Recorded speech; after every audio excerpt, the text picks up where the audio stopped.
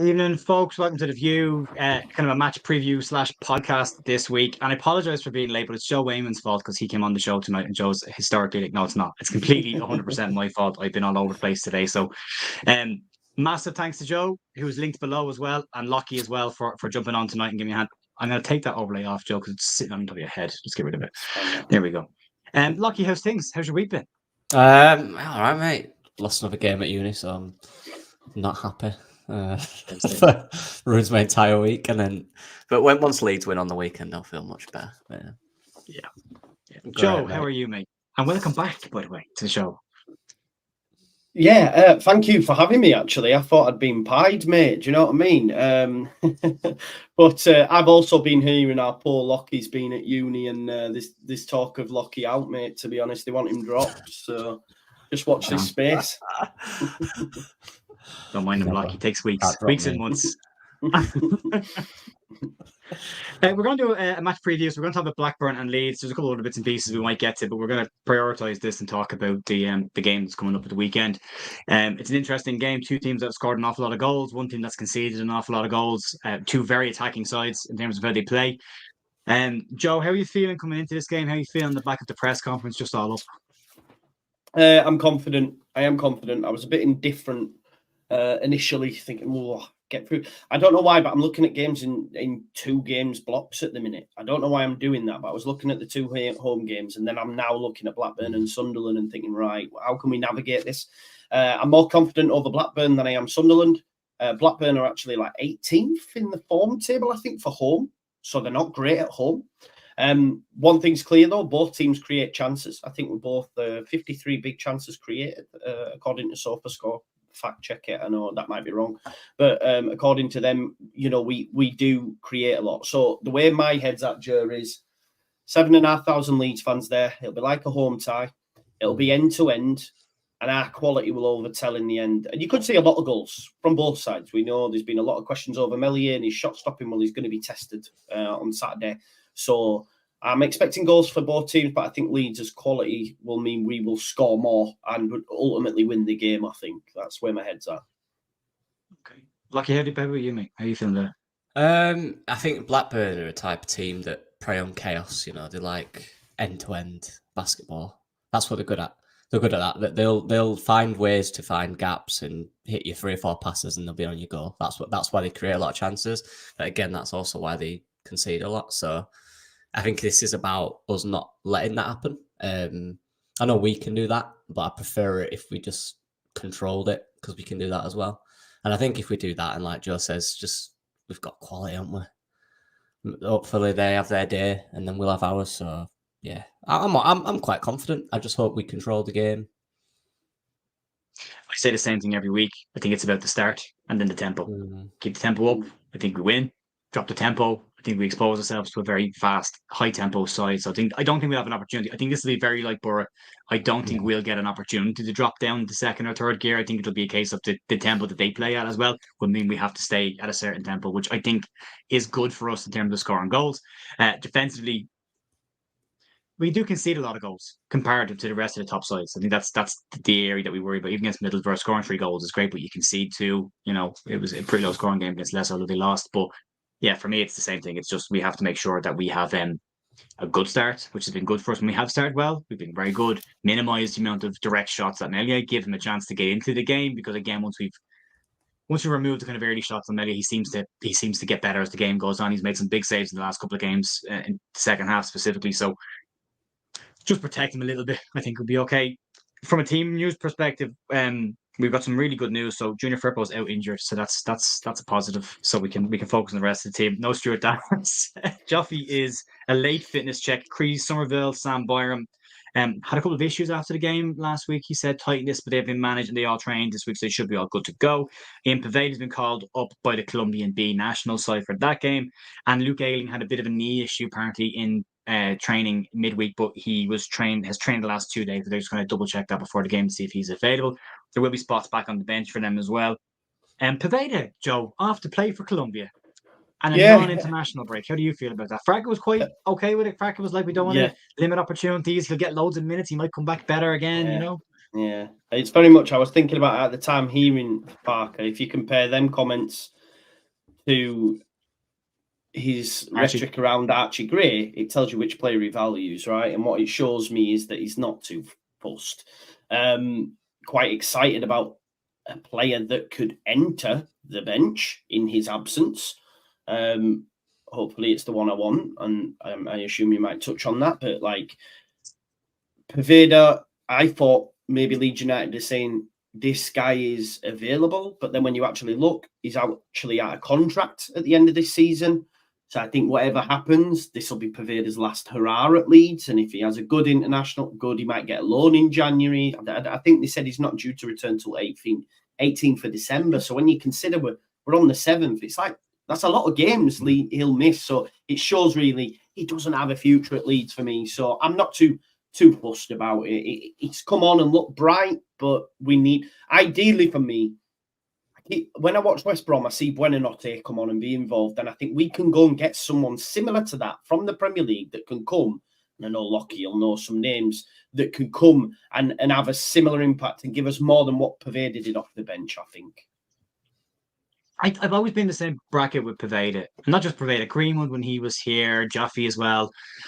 And I've always kind of felt that when these players have been given starts in games, it's usually been in a cup game when the rest of the reserve team have been given a shot. And therefore, you don't have the best players around them players to see them at their absolute best. Where, if you started the game with all the best players and put Poveda in that number 10, would you see it better in Poveda from the start of the game because he's surrounded by players? Same with Jaffe, same with Greenwood as well. They don't really get that opportunity because we've talked about before. Leeds are in a situation where last season we had to win every game to try and stay up, so they weren't taking any chances with giving kids a chance. This year we have to win every game to get promoted, so no one's really going to get a chance. Farke's not going to do wholesale changes and just drop a kid in to go have a shot at this because he has to win every single game to close the gap on the top two. So you're in this weird situation where you've all these young players kind of stuck in this middle going, they're probably good enough. They could probably do a job. We can't really look at them because we can't take a chance in case we drop points. Lucky, what are your thoughts on the Poveda situation going down? And just in Poveda at Leeds, look, where do you think he's going to go from here with Leeds? I remember the first game against Cardiff when he came on, and I was literally right in front of him when he was warming up at half time.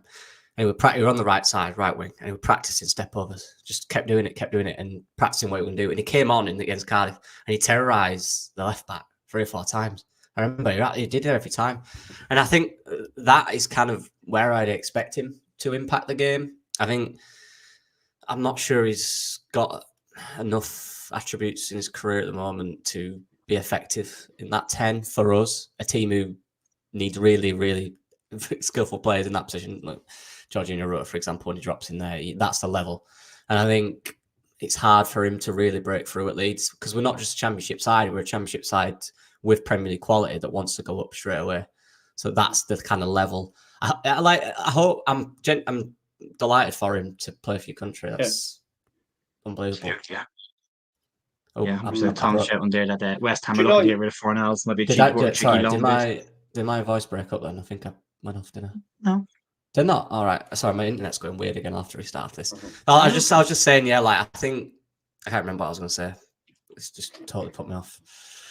I think it's very similar to the Sam Greenwood situation. And the way Farke spoke about that, saying, and Lockie's just made me think about that when he says he's really good technically on the ball, he's doing step overs. Yeah, it's great if you can bring that to the game, but it's what you're doing outside of that. And he said similar to Greenwood, he said, I've not worked with a better dead ball specialist, but if he ain't on the pitch, then it don't count for anything. And I guess that's similar in that you can be amazing at one thing, but if you're not doing the rest of what we need, then you ain't going to get close to it. And I just think Poveda's not going to make the grade at Leeds, especially if we get if he can't get in now when we get promoted, he's not going to, is he? So I don't think he'll stay now.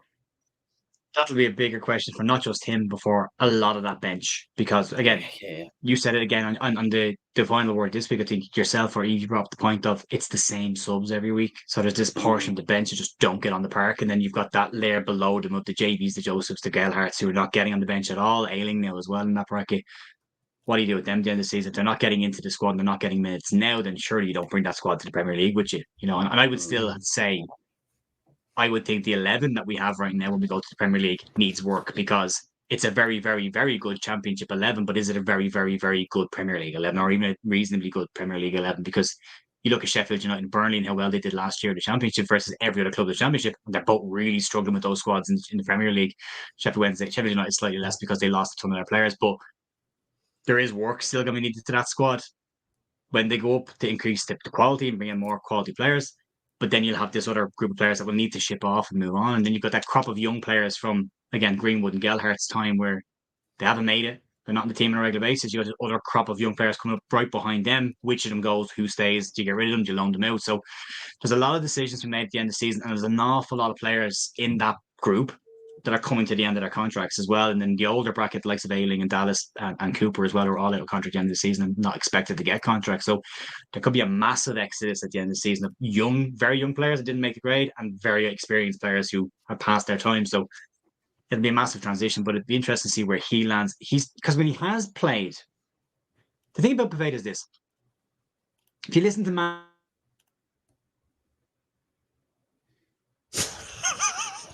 I don't know what he was saying there, Joe, but well, he told me I could have a night off hosting. It looks like we might be back on, Lucky.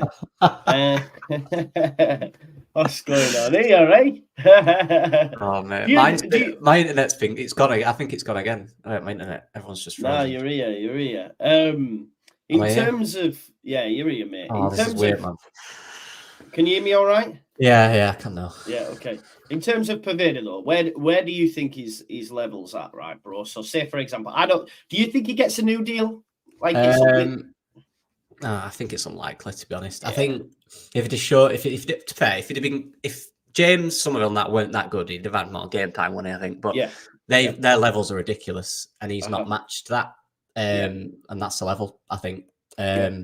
Look, like Fag said, he might go to Colombia and come back and might think, you know what, I like a taste of that. I want to play the proper Colombia side. He might fancy that, and that might really kick him, might motivate him. But because he's always talented, he has been since he was a very young lad. Hence why he was at all great academies. But it's the step up. It's having more to your game, and that's a lot to develop for a young lad. 100%. And I doubt it, but I enjoy watching him. When he comes on that right at the start of the season, he came on the right wing. I always enjoyed watching him. I thought it was fun. Yeah. I think that's what he is. He's a bit of a flair player, a bit of a luxury player. Apologies, my power went. So everything turned off. But luckily, this thing still works. I was going to say, Rocky, pretty much actually what you just said there. I agree. I think he's an exciting player. I enjoy watching him playing. But if you listen to what managers that have said about him, they've all made these really bold claims. Like Bielsa said, he's got a skill set that I've never seen before. But then didn't really use them. Did a little bit. Probably used them more than most managers use them, especially the first season of the Championship. You look at what. And even last year at Blackpool, nothing but praise for him when he was playing. McCarthy had great things to say about him. Fantastically skillful player. Farkas said some brilliant things about him. Well, he's a game changer. He can do things. But none of them really seem to have the will to go, right, let's just pull the trigger, put him in. Give him a run of 5 games, see what gets on. And I think that means that what they are saying is great. They hear that, but there's no action to follow up and say, I believe in him. There's still a question mark, and there's obviously a serious enough question mark to stop them from putting a player. I mean, if Bielsa says you've got a skill set that I've never seen before, and then he doesn't play him, then there's something else that's preventing that. I think we said before, the only thing ever stopping Ian Poveda from being a successful footballer is Ian Poveda. That's gotten his trouble off the park and that kind of stuff as well. So, but it'll be interesting. It'll be an interesting one to see what happens with him. But just to get people's take on that, because he's similar to another player I want to talk about, and that's from Blackburn side, and that's Schmodix, who has got a bag load of goals. He has scored in all of his last 5 games. He's got 7 goals as well in the last 5. What's he got, Joe? You were saying that 14 all season or something? 14, yeah. I think he's got 16 goal involvements in total, so only 2 assists, but he's got 14 goals, which for a player that you look at and you think, oh well, he must be the striker, he must be bagging him, but he's more of an attacking midfielder. But it's quite interesting because obviously we were linked again to Ben Brereton Diaz this week, weren't we? And he operates in a similar sort of position, really. I know Diaz is a left winger, but a lot of people say, oh, he's a striker as well. And Sammy Schmodix, if you look at his heat map, I mean, there's some people like Lockie know more about this stuff than me, but he does operate off the left. So I think what's going to be interesting is to see how Archie, or maybe even Jed, we don't know, do we, will deal with him. But they're going to have their work cut out on that left-hand side because he's their go-to man, right? And, you know, it wouldn't surprise me if he did score, if I'm being totally honest. I hope we get a clean sheet. But, yeah, he's flying at the minute. And, goals win you games, right? So John Dal Thomason as well. Farker was glowing about him. He plays an exciting brand of football. I think, what did he say? He said it was almost chaos at time, but a good chaos. Chaotic at times. Yeah. So he's going to be a danger man though, for sure. He's a player that's got goals from midfield. Like, he's done it from a central area, he's done it from a wide area. You know, as you said, he can operate that wide player, but also the 10. He's kind of been their exact replacement for like Burton Diaz's goals last season. He pops out, he just pops Schmottix in there, and it seems to be doing the exact same thing. Like, how you feel about this player? Are you worried about him at all coming into this game? Well, I guess worried. Yeah, he might score. I think. Yeah, I'm not sure. I've not watched a lot of him, so I can't say too much. But I'm not sure if he's like a Somerville type where he'll drive and cause you. I think he might be a guy who picks up good spaces and knows where the net is. I think he's that type of player. I'm not 100%, but I'm presuming. But we have to, of course, figure a way to not allow that to happen. I think I saw a stat, and Blackburn I can't remember what position, but they're in the top 3 for touches in the opposition's box. So they create a lot of chances and they get touches in your box.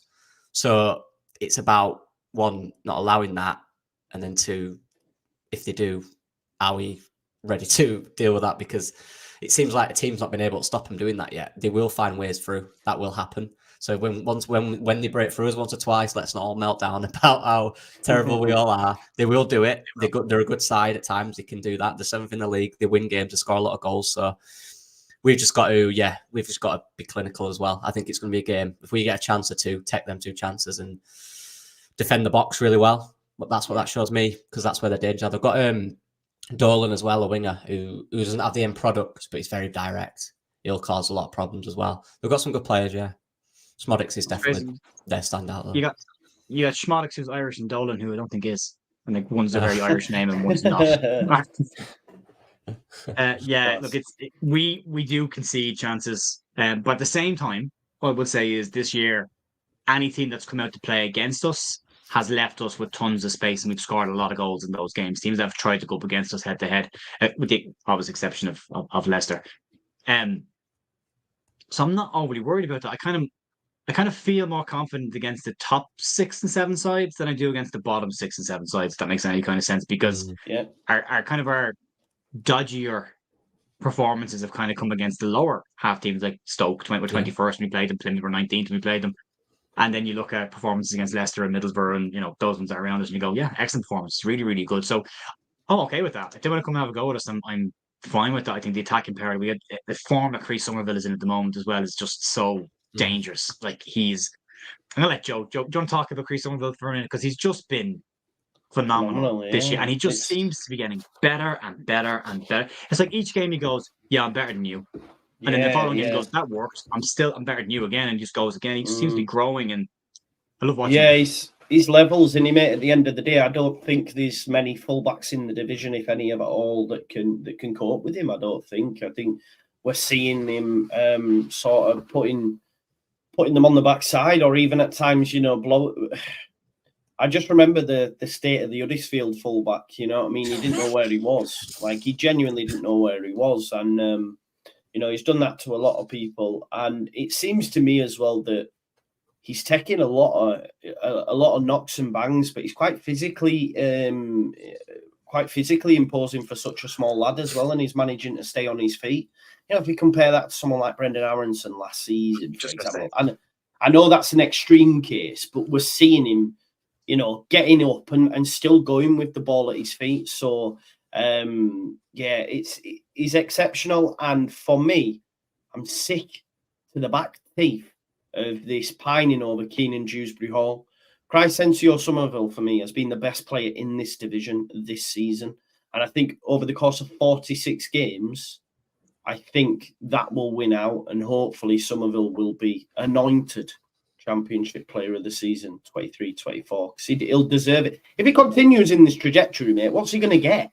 I seen I seen Oscar likening him to a Delta rat.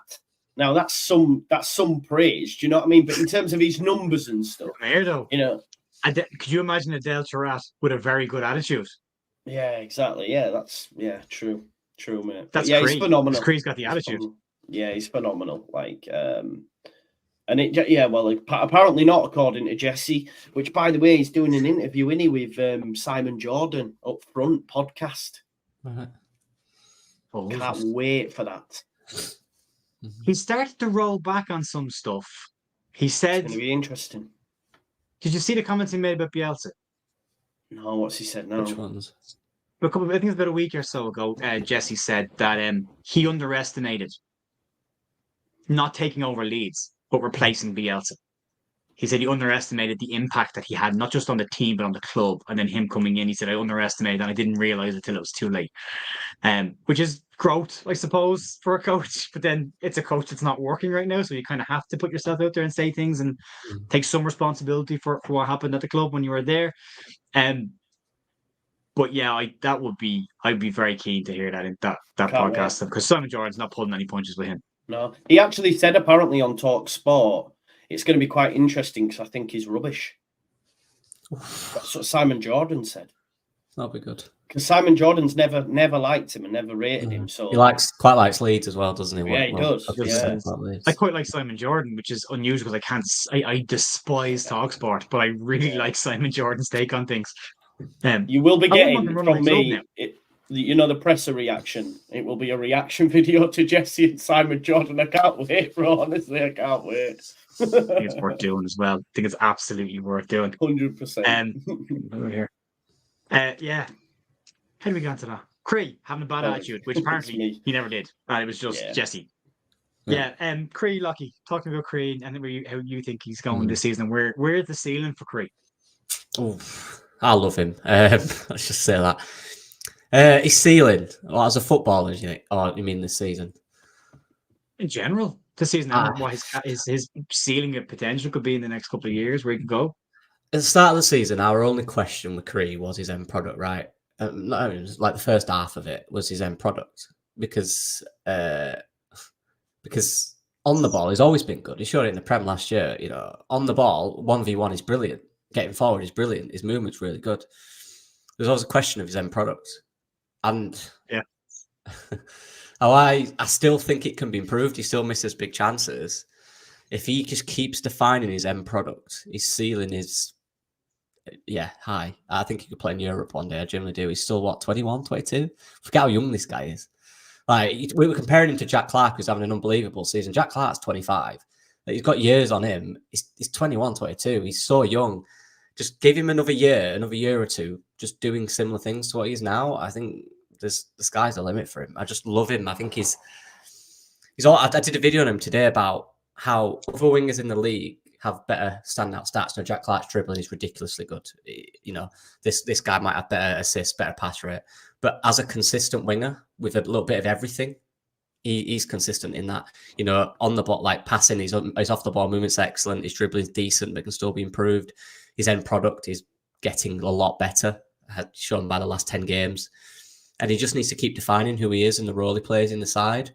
And for me, the best way to do that is just stick with Leeds, because look at him right now. He's performing really well. You don't want to change that. You want to keep that. And it's all about decision-making is sealing me. If he chooses the right career moves and when to go and be patient, he could reach, high. I think I genuinely believe that. I've always said, when he joined ages ago, I said him before Nonto joined, I said him and he had the highest ceiling for me in the team before Nonto came in start of summer, and then Rutter came. And I think for me, Jorginho, Rutter and Somerville have by far the highest ceiling. Obviously Archie as well. I think they're extremely talented. Extremely. Yeah, I think Cree's managed to sort out most of his end product in terms of at least there's finishes there, there's assists there on a regular basis. Georgie still needs to sort out the finishing side of his game a little bit, because he does get chances, he does get an opportunity. He seems to hit every ball really flat. I don't know how every shot kind of just doesn't go any kind of major. Although that seems to be a problem with a couple of our strikers. Pirro has that in his locker as well when he gets into good position and the shots hit with like zero power, and you wonder why, because you've seen these players absolutely bursting at I was just going to say, Joe, as well, I just remembered the stat. So Cree, in terms of, and on all the championship, not just wingers, his successful key passes per game is third in the league. Like this is if you don't think that, you think, Jorginho Rutter does more passes, but in terms of key passes success rate, he's one of the highest in the league. He's third in the league. And you aspect Cree, you think dribbler, right? But actually, his dribbling stats they could improve. He could be better in that. But his passing stats are actually really good as well. So that's something that goes underrated with him as well. I think he's an all-round winger for me, or he's developing into one. Yeah, I do. I think he's far more effective as a winger than he is as a 10. He's good as a 10.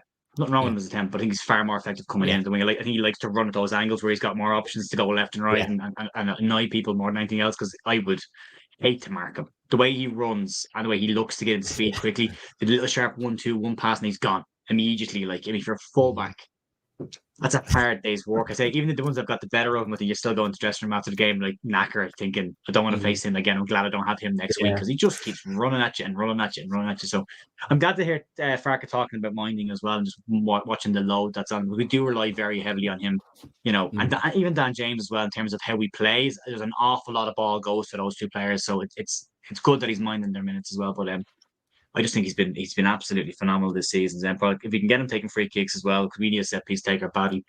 And the other thing as well with Cree is this. You remember this, Joe? Do you remember a couple of years ago? Sorry, Jack, 23. Apologies, I thought it was 25. Sorry. Oh, was that clear? I thought it was 25, 23. His debut was very young though, didn't he? Yeah, really young into that team. So, yeah. Apologies. Still, he had a big gap in the middle. So there you go. Cree's got more. Not one of our players. There was a point 2 years ago, I think it was, where everyone was talking about Cree, 21's going, he's too good for this level. Like, he's way above this level. He's, miles above. And we weren't seeing that transition into the first team, and there was question marks around his tracking back, and he wasn't doing the hard part of the game. I think now we're starting to see him actually replicate that form from that under-21 season. He's now putting those performances on a regular basis. 100%, mate. And I called him Jan Poveda 2.0. So, like, I was pretty scathing about his performances, to be honest, up until last season, really. It's not like me to make sweeping statements, is it? But yeah, I got that wrong. Do you know what I mean? I got an average midfielder, Joe. Yeah, exactly. We've all done it, right? Don't meet them like death. We've all done it, but listen, I think he's an example. I think he's an example to any young player at the football club, to say, look, this is what you can do. Mateo Joseph, for example, who is the player that I hope replaces Poveda on the bench, he only has to look at Cree and say, do you know what? If I follow by his example, I could be a regular in the first team. So he's been an example to the young lads in his both, when he speaks to the media, when he, even in and around the pitch, he's coming off the pitch, you see them videos of him in the tunnel and that, the unity, the togetherness within the group, and it looks at the minute like he really cares. And I'm careful of saying that these days, because anyone could say anything, and behind closed doors they're asking to leave and taking you to court and that. But he just looks like he's really enjoying his football. And I would argue a drop down to the Championship for him and the likes of Strauch and others, it's done their career. And Melier, throw him in there as well. It will do their careers the world of good. And if we get promoted, they'll be better for it, mate, for sure. Not when, we will get promoted. Yeah, I think we will. I still think we'll get promoted. And there was a time in football where a 23-year-old was still very much an up-and-coming young player that was sitting on the bench and not playing an awful lot of minutes. And you've talked about Melier's under 23, Ian Poveda's 23, Chris Somerville's 23, Sam Greenwood's 22. You start talking about these players and we don't realise these are still really young players, and they might not be peaking right now, all of them. Some of them are, but might not be at their peak yet. But a lot of these will peak over the next couple of years. Still good ballers in there. So you never know. Getting on to just move front a little bit more and talk about the striking situation. Farka brought up Patrick Bamford. It was brought up today, Patrick Bamford, what the year he's gone through, and Willie Gnonto. And I want to talk about both of them together as a comparison, because around Bamford, he said he had a lot of injuries. The social media abuse stuff did take an impact on him. His main priority for Patrick is to stay fit. He talks about how much work Patrick is helping out the younger players and talking to them in the dressing room and trying to get them tips when they're playing. So it's not bothering him that he's not in the team, which is a really tricky thing. I know most players will be the same, but as a striker, I hated sitting on the bench watching strikers playing, because I would criticize every aspect of their game and wait for my opportunity, but I want to be playing. It's a greedy position. And they're saying he's been very, very good and very professional behind the scenes. He's helping out the younger players, which is great to see. They talked about Gnonto as well, and it was an interesting thing. He talked about Gnonto's impact, but I didn't think he was all positive that what he was saying. He kind of said he's had a lot of games, he's come on in games, He needs to work on impact, although he did have good impact. He mentioned Rotherham and Norwich as 2 games, but he did talk about being patient and having to do more when he gets into opportunities in games to actually make an impact in matches. Of the two, Lockie, because they're both on the fringes, both could be arguing for starts, not getting starts. Of those two, do you see either of them two getting a start in the next game or two, or coming into the busy period of a lot more games? Does Bamford actually get minutes up front? Does Nanto come in and get a crack at this? Or do you think, especially for this game, Farke will stick with pretty much exactly what he's gone with so far? So it was the other one, Nanto and Bamford. I'd lost connection now for it, yeah. Right. Nonford. You lost my thought there, true. It's a great name, Nonford. I'm not sure. I think with the week off, I'm fairly sure he'll keep the same team as the other day, to be honest. I think a week's a good rest. Whether that'll change when we have the next midweek fixture, I don't know. But yeah, I don't see it right now. I think Nanto has to be patient, like I said. I think he has to just, but is he? That's the question. You just don't know these things. You don't know if these players are patient or not. And if they don't play for a few weeks, do they want to leave and stuff like that? It's annoying these days, isn't it? But they've got to be patient and just trust it. Just wait and see and just trust. Look at Dan James. Like, he was out of Leeds for 2 years. He didn't do anything good. He waited. He came this year. He trained hard in pre-season. Now he's impressing and he's working on his game. I know I don't want to keep mentioning him, but he mentioned that Jack Clark, who left too early, didn't go well for years, 2 or 3 years, not great loans. This year he's been unbelievable. So something you've got to be patient as a young player. It's different for Bamford, obviously. It's later on in his career. You want to play every minute because you know you might, in 3 or 4 years, you might not play football. So you're eager to play, and maybe that pushes you. You know, you come back too soon, you try too hard in certain instances. So there's quite different scenarios for me. But I don't think I'd start them. Not against Blackburn. I think it's not the game to be changing things up like that. I think our balance is huge in that game. I think defensively, Dan James and Cree are much better at the moment than Nanto, so that would be a risk. I wouldn't change too much for this one, personally. Joe, what about you, mate? No, I have to agree with Lockie. I think what we do have, though, is Blackburn, Sunderland, and then I don't know what the third. As I said, I'm only looking in 2 games. Who is it? Sorry, mate. I don't know. Oh, right, okay. But basically, we've got Saturday, Tuesday, Saturday. Right. You've got Blackburn, Sunderland, and then Coventry at home. We're home. There you go. There's 3 really tough games in a week. So we do need to see some squad rotation for me, whether or not he will. And if he doesn't, I'll be frustrated. But we do need to see it more. We need to see subs on a little bit sooner. For me personally, I felt against Borough as well. But I think the starting 11 for this has to remain the same. Can I ask you something, Joe? Of course. I've started to come. I think he sees Archie Grays as number 1 right back. I think he does right now. I think Spence would have been in already. I don't think Spence is trained with a team enough. That's what I think is the issue. But at the same time, Farke is not dropping players who are playing well. So although Spence is probably ready for some minutes right now, I'm surprised he hasn't come off the bench in the last 2 games, because that's a prime opportunity to give him some minutes. Yeah. I'm not surprised he's not starting games, because you're bringing a player in with no competitive football under his belt for months and sticking him in a right back position where you're going to be really busy.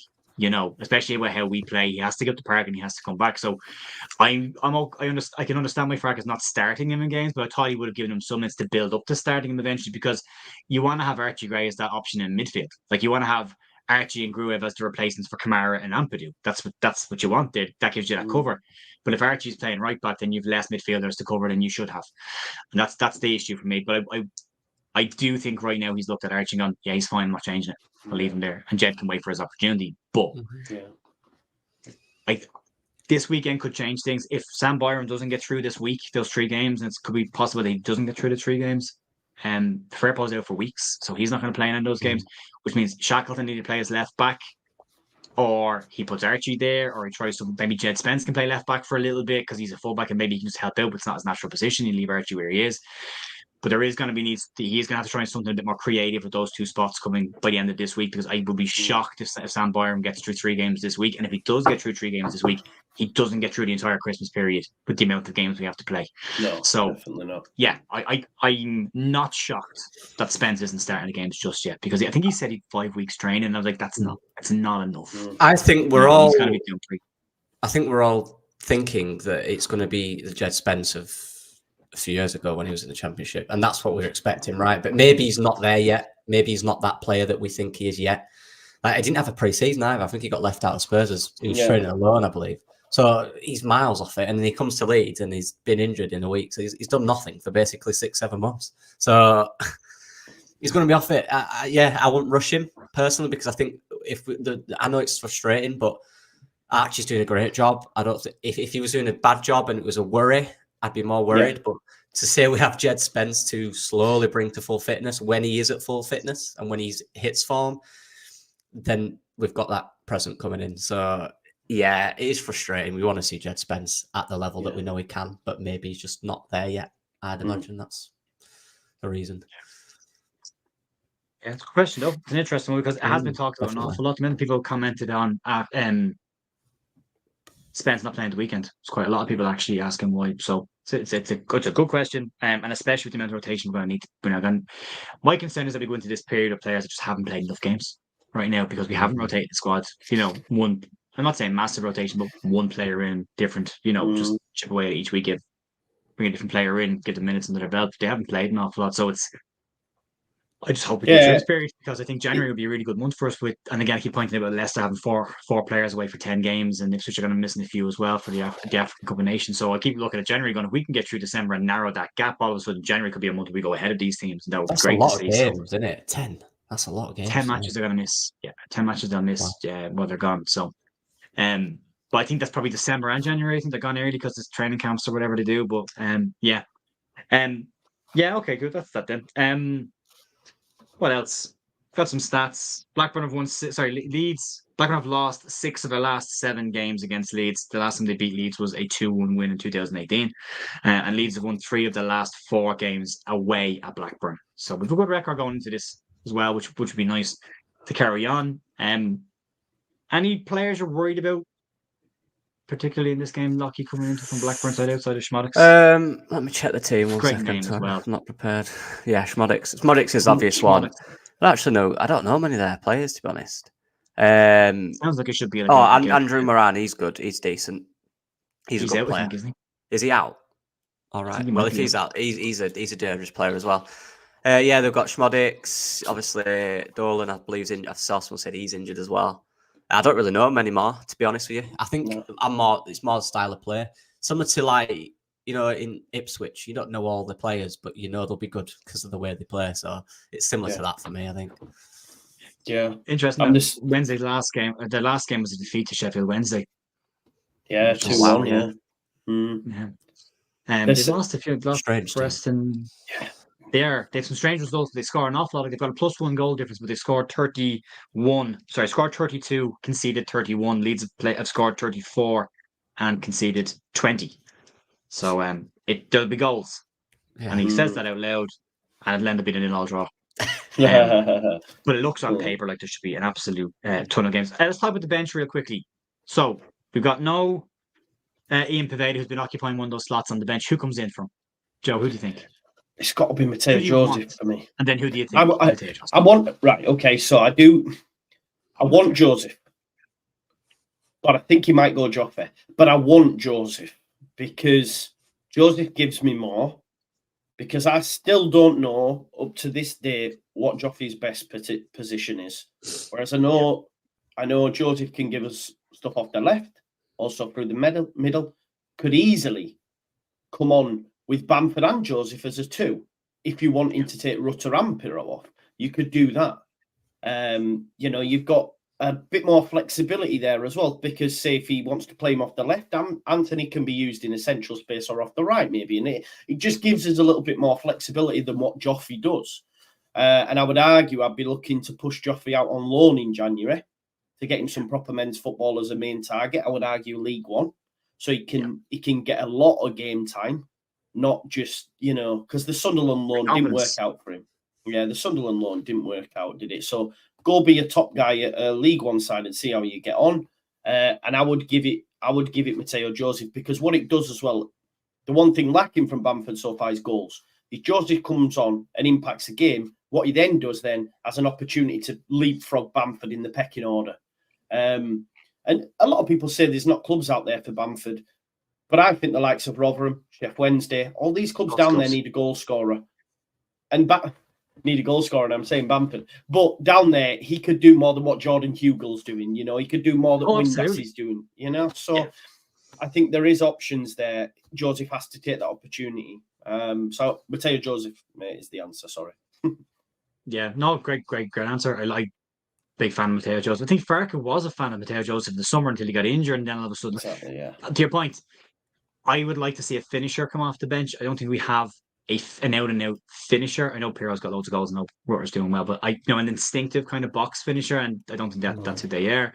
Joseph, for me, gives us that. But yeah, Lucky, what are your thoughts? Who would you like to see into number 10? Or come onto the bench as a possible replacement for number 10? Sorry, was that me? Yeah. The connection went again. Sorry, what did you ask, Joe? This connection. That's fine, mate. Who would you like to see come into the bench to replace Poveda as an option for Leeds as possibly number 10? Yeah, I agree with Joe. Mateo Joseph for me. I like him. I liked him pre-season. I thought he looked really sharp, full of energy as well, which, full of enthusiasm, which you love to see, beating men. I saw him when he played against, was it Monaco, Man United? One of them won it. We were on that left, just beating the fullback constantly. It was great to watch.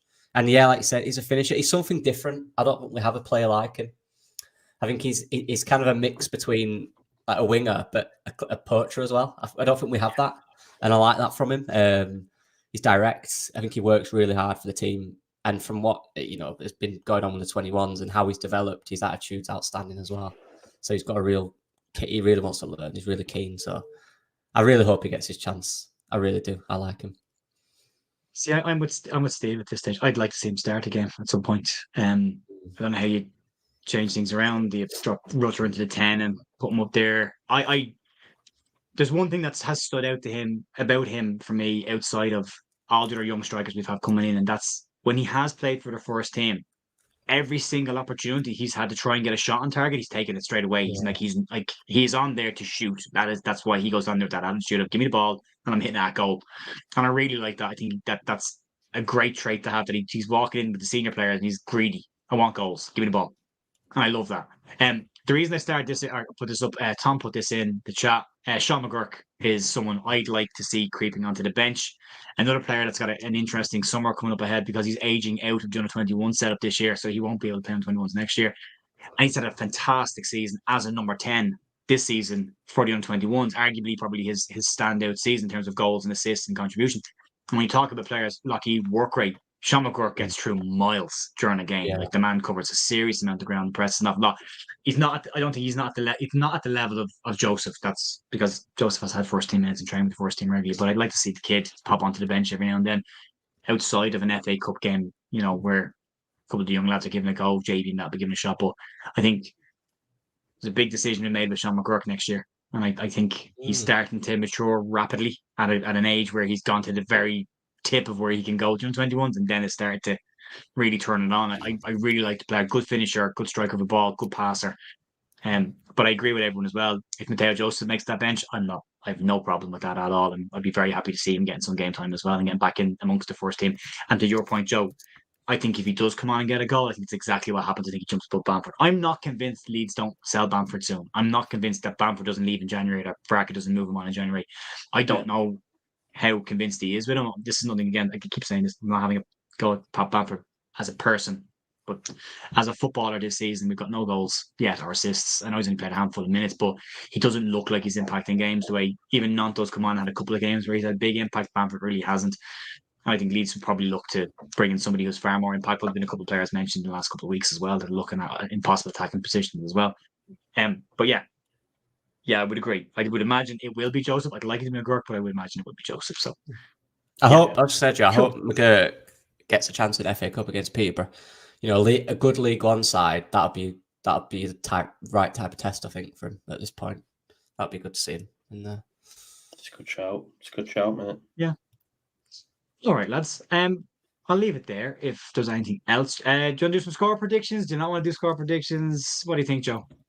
I'm going to go 3-1. 3-1 Leeds. I do think they will score. I just hope, for the sake of my man Ilian, that it's not from the first shot he fucking faces.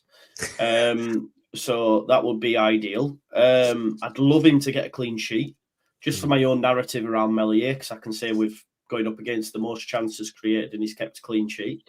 I'm slowly building up this defence for him. I can't wait to be able to go, I told you. But no, I don't. Listen, let's go for a clean sheet, actually, Jeff. 3-0 Leeds United, comfortable win. Nice. Oh, let's do it. That's brave. Liam is right there with you, 3-0 as well. He says, Lockie, what do you think? Liam. I think there's going to be a 3-goal difference, but I think I think they'll score. I do, but I think we'll score 4. So I think we're going to beat them. Wow. 4-1. I love that. I just got a feeling our players are going to be on it. Full week rest. They have to be. They'll have to be. They'll absolutely have to be this week because it's a busy week. If you can come out of this with 9 points, that would be amazing. If you can come out of it with 6 or 7 points, I think it's still a really good week. Teams will drop points this week. It will happen. There's that many games in that tight spell, and then over the next couple of weeks. So yeah, I think the same. I do think they'll score. I don't think, Joe, you'll have long to wait to be right about Melier. He's 23 or 22. Yeah. By 25, 26, I'm telling you, he'll be a top goalkeeper somewhere. I hope it's with us, but I think he'll be a top goalkeeper somewhere. He's got years ahead of him. I think we can see. Oh, and also, by the way, for people who think clean sheets is just on the goalkeeper, it's on the entire defence. It's on all of them, including the defensive midfielders. The 2 lads in the middle that sit in front of the back 4 and the back 4 and the goalkeeper. The back 4's job is to reduce the amount of chances they get to shoot at the goalkeeper, and the goalkeeper's job is to stop them. So they're all in that together. Defensively, as a group, we've been sloppy at times. We've let players run at us. We haven't tackled fast enough up the pitch. We haven't stopped moves before they've started. So yeah, I agree. Right, we're going to wrap it up there. Pat Gallagher's gone for a crazy 4-4 draw. And you know what? Very, very, very possible. Very, very, very possible. We've had some wild games. Do you remember the game at Ellen Road under Bielsa when I think Charlie Mulgrew scored a free kick and then we went up the other end and got 2 goals straight off the bat, man. Wild. The Villa game. That was actually when we had a bad goalkeeper, in Bailey Peacock Farrell. He was a bad goalkeeper. I was a bad goalkeeper. He was a bad goalkeeper. And imagine, he had a season in the Premier League as a Premier League goalkeeper. I don't know where he is now. He's off. Is he being managed by next Leeds coach somewhere? He's in Sweden or something like that. He's on loan in Sweden or something like that. It's mad. Yeah, somewhere mad like that. Everybody has a defensive job and an attacking job on the pitch. Every single player has 2 roles, attacking and defensive. They all have that. They should be all doing it right. So, 100%. Right, cool. We'll leave it there. Mass, Joe, you're on later on, aren't you? 10:30, with some debuts on the channel as well. I'm trying to get as many content creators on as possible over the next few weeks, just to give some lads a rest, because I feel like I've beasted Lockie and Andrea, so they need a rest. Andrea, bless him, man. Is he all right? Andrea's voice has gone. He talks that much. So yeah, look, just trying to share the load and share the love for up and coming content creators in the Leeds United sphere. So yeah, it's going to be fun. We're going to chat. Yeah, we're going to chat tonight about this new head of recruitment and Diego Llorente potentially leaving in January permanently, finally. Exactly. Very excited about that. Money. Finally get some money coming in. I just on that, Joe, I did watch the show on the preview last week, and I watched the final word this week as well. Evie on the channel, cracking job. She was excellent. Absolutely excellent. There is a Irish bald-headed, black-bearded shaped hole missing though. So yeah, I'm waiting for that person. You're doing this live, yeah? Sorry. I am taking a break from I'm doing too much stuff and I just need to take a break for a minute and focus on my own stuff for a minute. But I will be back. I fully intend on coming back. I did, to be honest with you, I was like, I need a break, and then I ended up watching the entire final word on my TV. Just taking it shouting at it, going, "You're wrong." I agreed with 99% of it. I agreed. I was like, that would be a show that me and Joe wouldn't have disagreed on. That would have been great. I'd like that we disagree on things though, because it's see 2 different sides of the game, and I love that. Lucky, what's going on with your stuff this week? You said you've done a video. Yeah, I've actually done a video in the player rating. Mental. Yeah, I had a bit of a day off today, so I did a video on Chris Somerville on asking the question, is he the best winger in the league? Did that today. I had a bit of fun with that, just looking at some stats and stuff. Yeah, and there'll be maybe a match preview, maybe, potentially. But I'll do my player ratings and match reactions if I've got time. Great. Okay, well, if you're watching this on demand, I will link that Lockie video at the end of the video. At the end of this, you'll see it pop up somewhere down the bottom here. And Joe, have you got your preview set up for yours? Just doing it actually now. Yeah. Cool. I will put that there as well. So you'll see the two at the bottom. So you'll see the preview for the two. If you want to go check them out as well, you can. And they're both linked below in the description as well. Go check them out. Show them some love. And again, as always, a massive thanks to everybody who has jumped on today. A massive apology, by the way, for no news video today. I was looking at a wedding location for next year and getting married in November next year, which is all sorted. Just went down to show my parents, my mother and Jess's parents as well. Went down to have a look at it. So plans to get out of there early and then didn't. So messed up the entire day. So the lateness of this and the lack of a news video today is all on me. So didn't plan correctly. So there you go. But back tomorrow morning with a Leeds video. What'd you say? You were stressing before the live stream. I'm stressing coming home. I was like, don't get out of this traffic. I'm not going to be able to get this done at all today. So yeah, I was stressing. I don't like leaving the house and going out for a day when I haven't put a news video up. All I think about for the whole day is when am I going to get back? When do I get time to do this? That has to go up at some point. So yeah, but I'm back tomorrow morning with a news video, and then there will be a match preview video. Sorry, it will be a podcast extra tomorrow night as well. Myself and Max, and then maybe some other special guests as well. We're just going to have a chat about the news of the week and what's been going on this week. And we're starting to get into December, so players' names that are popping up. So we're going to cover that as well and have a chat about that. So, right, that's it. Enough waffle. Thank you very much, as always, for watching. Joe, massive thanks for helping out. Lockie, really appreciate you jumping on as well. Go check him out later on. I'll be watching myself, and I will see you all very soon. Have a great weekend. Fingers crossed, 3 points. I'll talk to you soon.